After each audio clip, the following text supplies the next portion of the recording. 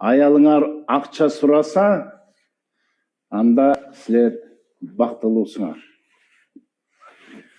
Бул менин балам ойынчык апер чата, кызым кукла апер чата дегендей, аялдагы ушу бала кыял болот.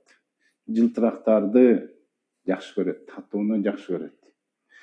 Андыктан ошо балаңа апергендей аперип койсоң, сен бактылуусуң. Сенден сураса бактылуусуң. Бир сурайт, эки сурайт апербесең, башка апергенди таба алат.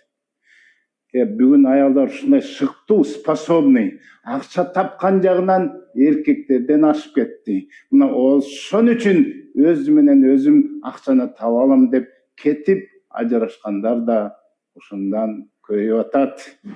Андыктан эркектер эркек болгула. Биз тапкычпыз, бергисбиз, баккычпыз.